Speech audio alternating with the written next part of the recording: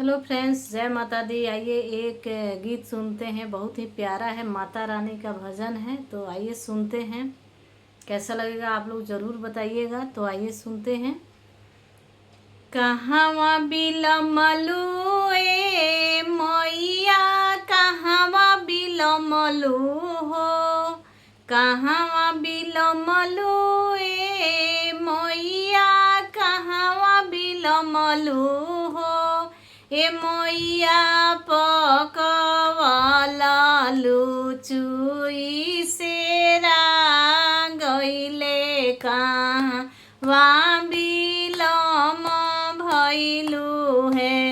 ए मैया पकवला लुचुई सेरा गइले कहवा बिलम भइलू है।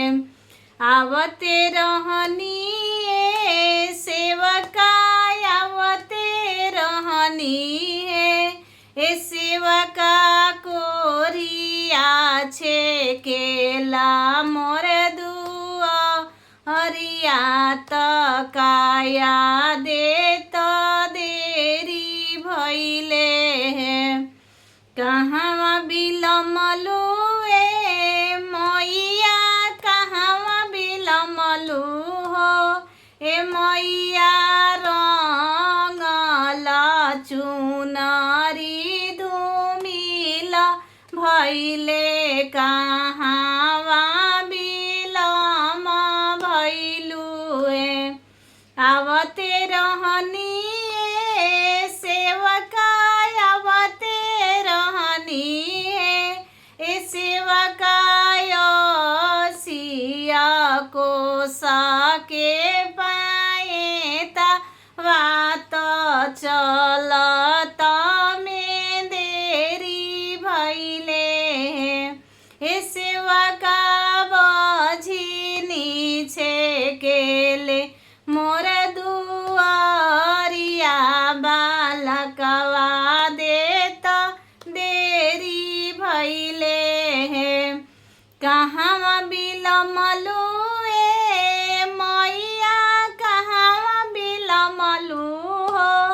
ए मैया रंगल चुनरी धूमिला भइले कहवा बिलम भइलू है। ए मैया लोढ़ल फुलावा मुरझाई गइले कहवा बिलम भइलू है।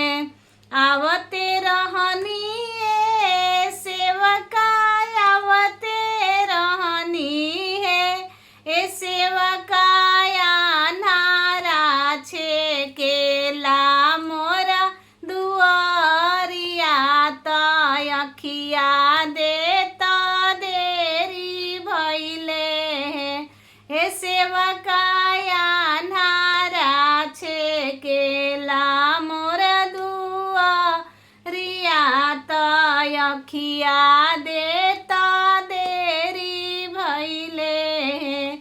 कहवा बिलमलू ए मैया, कहवा बिलमलू है। ए मैया कहवा बिलमलू है। गीत अच्छा लगे तो प्लीज़ सपोर्ट करें। Thank you.